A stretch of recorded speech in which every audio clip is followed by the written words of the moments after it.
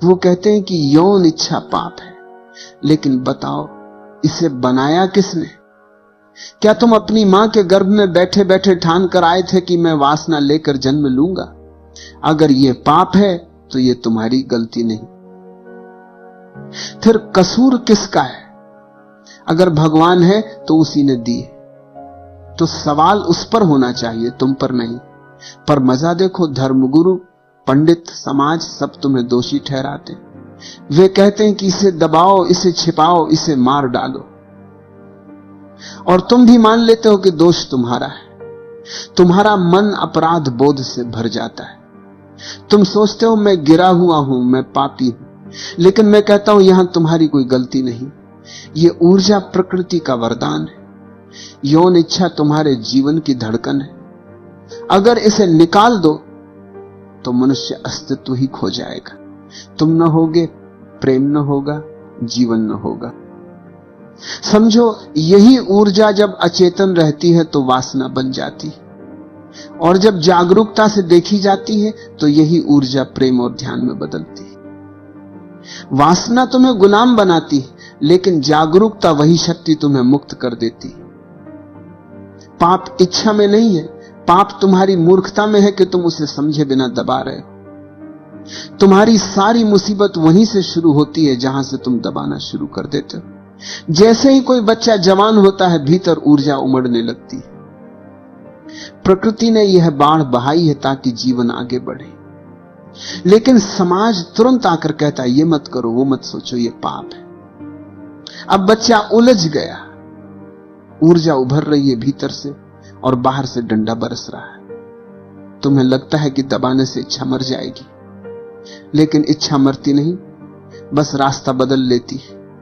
तुम्हारे सपनों में घुस आती है, तुम्हारी कल्पनाओं में जहरीली बेल की तरह फैल जाती।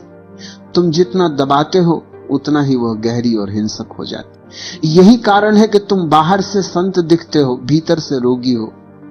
चेहरे पर गंभीरता का मुखौटा है, लेकिन आंखों के पीछे भूख की आग जल रही है। बाहर तुम पवित्रता की बातें करते हो, भीतर तुम उसी वासना में डूबे रहते हो।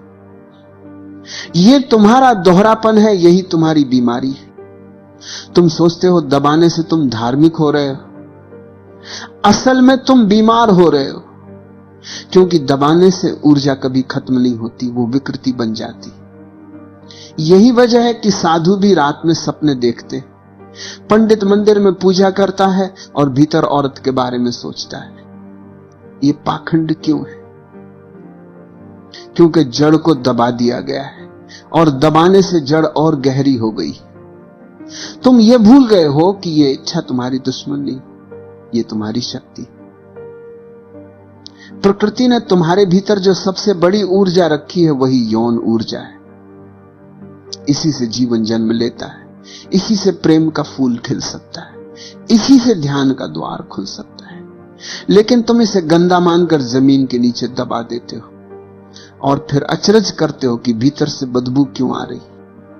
यौन ऊर्जा आग की तरह, अगर समझदारी से प्रयोग करो तो वही आग चूल्हे में जलकर भोजन पका सकती, लेकिन अगर दबाव और अनदेखा करो तो वही आग घर जला देगी। तुम्हारी जिंदगी जल रही है क्योंकि तुमने इस ऊर्जा को जानने की बजाय उससे कैद कर लिया है। देखो, जितना दबाओगे उतना अपराध बोध बढ़ेगा, जितना अपराध बोध बढ़ेगा उतनी बेचैनी होगी, और यही बेचैनी तुम्हें बार बार उसी चीज की ओर खींचेगी। तुम कहते हो अब की बार गलती नहीं करूंगा, अगले ही क्षण फिर वही गलती दोहराते हो, और हर बार तुम्हारा आत्मसम्मान टूटता है। तुम्हें लगता है कि तुम हार गए। असल में हार तुमने इच्छा से नहीं खाई, हार तुमने समाज की झूठी धारणाओं से खाई। तुम्हें समझना होगा, वासना को दबाना आत्महत्या है। वह ऊर्जा है, उसे जीना है, उसे देखना है, उसे रूपांतरित करना है, लेकिन तुम उसे जीने से पहले ही रोक लेते हो, और फिर वो रास्ता खोजती है, या तो सपनों में, या तो विकृतियों में, या तो हिंसा में। यही कारण है कि समाज विकृतियों से भरा है। जहां जहां दमन होगा वहां वहां विकृति जन्म लेगी। तुम्हारे भीतर यह संघर्ष यूं ही नहीं, यह तुम्हारी गलती नहीं है, गलती यह है कि तुमने झूठ मान लिया कि इच्छा बुरी है। याद रखो, जो प्राकृतिक है उसमें बुराई नहीं हो सकती। सूरज बुरा नहीं, बारिश बुरी नहीं, फूल की खुशबू बुरी नहीं, तो फिर यौन इच्छा कैसे बुरी हो सकती? यह भी उतनी ही प्राकृतिक है जितनी सांस लेना। समस्या यह नहीं कि इच्छा है, समस्या यह है कि तुम उसे समझ नहीं पाए, और समझे बिना जो भी दबाया जाता है वही जहर बनता है। मनुष्य की सबसे बड़ी भूल यही है कि उसने प्रकृति के विरुद्ध जीना शुरू कर दिया। जहां भी प्रकृति ने सहजता दी, वहां मनुष्य ने अपने नियम थोप दिए। प्रकृति ने तुम्हें यौन ऊर्जा दी, तुमने उसे पाप कह दिया। प्रकृति ने तुम्हें भूख दी, तुमने उपवास बना लिया। प्रकृति ने तुम्हें हंसी दी, तुमने गंभीरता ओढ़ ली। प्रकृति ने तुम्हें रोना दिया, तुमने आंसू छुपा लिए। हर जगह तुमने प्रकृति के साथ खिलवाड़ किया है, और यह खिलवाड़ तुम्हें बीमार बना रहा है, क्योंकि प्रकृति को दबाया नहीं जा सकता। तुम जितना दबाओगे वह उतना ही और शक्तिशाली होकर लौटेगी। सोचो, एक बाढ़ आ रही है, तुम उसके सामने बांध खड़ा कर देते हो। कुछ समय तक लगता है कि बांध टिक गया है, लेकिन भीतर पानी जमा होता जाता है, दबाव बढ़ता जाता है, और एक दिन बांध टूटता है, गांव बह जाते हैं। यौन ऊर्जा भी वैसी ही बाढ़ है। तुम उसे रोक सकते हो थोड़े समय के लिए, मगर दबा नहीं सकते हमेशा के लिए। और जब वह फूटती है तो विकृति बनकर फूटती है। मनुष्य का पूरा समाज इसी विकृति से भरा पड़ा है। तुम्हें लगता है कि साधु सन्यासी बड़े पवित्र हैं, अंदर जाकर देखो, उनके सपने अश्लील हैं। दिन में वे राम राम करते हैं, रात में उनके भीतर वही इच्छा हिंसक रूप ले लेती है। इसलिए तुम बार बार सुनते हो कि वही लोग जिन्हें समाज ने पवित्रता का ठप्पा दिया, वही सबसे अधिक पाखंडी निकले, क्योंकि उन्होंने दमन किया। धर्म ने तुम्हें सिखाया इच्छा को मत जियो, लेकिन धर्म ने कभी यह नहीं बताया कि इच्छा को समझो। धर्म ने कहा वासना छोड़ो, लेकिन यह नहीं बताया कि वासना कैसे प्रेम में बदलती है। धर्म ने तुम्हें अपराध बोध दिया, मार्ग नहीं दी, और अपराध बोध सबसे बड़ी बीमारी है। जिसके भीतर अपराध बोध है वह कभी ध्यान में नहीं उतर सकता। यौन इच्छा प्रकृति की सबसे बड़ी ऊर्जा है। सोचो, एक छोटा सा बीज धरती में गिरता है और वृक्ष बन जाता है। वही ऊर्जा जो वृक्ष को जन्म देती है, वही ऊर्जा तुम्हारे भीतर भी काम कर रही है। यौन इच्छा जीवन की धारा है, अगर इसे निकाल दो तो जीवन रुक जाएगा।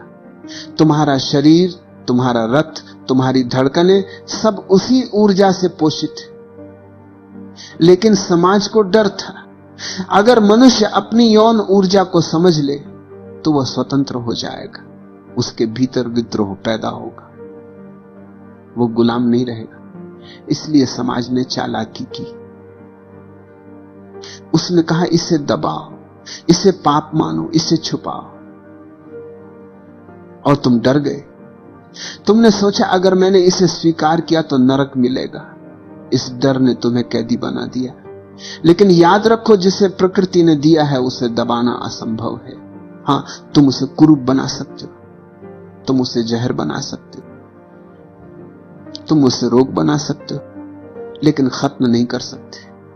यौन ऊर्जा को दबाना वैसा ही है जैसे कोई इंसान सांस रोक के बैठे। थोड़ी देर तक रोकेगा, मगर आखिरकार हांफ कर गिर जाएगा। यौन इच्छा को दबाना वैसा ही है जैसे कोई बीज जमीन के नीचे कुचल दिया जाए, फिर भी वो किसी न किसी दरार से अंकुरित हो जाएगा। इच्छा की जड़ें इतनी गहरी हैं कि उन्हें खत्म करना असंभव है। तुमने देखा होगा, जहां समाज बहुत सख्त है वहां लोग और विकृत हो जाते हैं। जहां स्वतंत्रता है वहां लोग धीरे धीरे शांत हो जाते हैं, क्योंकि जब दबाव नहीं है तो ऊर्जा स्वाभाविक रूप से बहती है और परिपक्व होकर बदल जाती है। लेकिन जहां दबाव है वहां ऊर्जा सड़ जाती है, और सड़ी हुई ऊर्जा हिंसा बन जाती, पागलपन बन जाती है, अपराध बन जाती। यौन ऊर्जा को दबाने वाला आदमी कभी प्रेम नहीं जान सकता। वह स्त्री को देखेगा तो सिर्फ शरीर देखेगा, वह पुरुष को देखेगा तो सिर्फ उपयोग देखेगा। उसके लिए दूसरा इंसान खिलौना होगा, आत्मा नहीं। और यही सबसे बड़ी त्रासदी है। तुम प्रेम की तलाश करते हो, लेकिन दमन तुम्हें केवल मोह और वासना में फेंक देता है। मैं कहता हूं दमन छोड़ो, इच्छा को देखो, उसके साथ बैठो, बिना भागे, बिना डर के। जितनी जागरूकता से तुम उसे देखोगे, उतना ही वह रूपांतरित होगी। यौन ऊर्जा कोई गंदगी नहीं, ये वही नदी है जो अगर गंदी नाली में बहाई जाए तो दुर्गंध देती है, और अगर खुले आकाश में बहाई जाए तो जीवन देती है। याद रखो, प्रकृति ने तुम्हें कुछ भी बुरा नहीं दिया। सूरज बुरा नहीं, चांद बुरा नहीं, फूल बुरा नहीं, तो फिर यह इच्छा कैसे बुरी हो सकती है? ये तो जीवन का उत्सव है। तुमने इसे बुरा बना दिया क्योंकि तुमने इसे दबाया। अब सवाल यह है, क्या तुम इसे समझने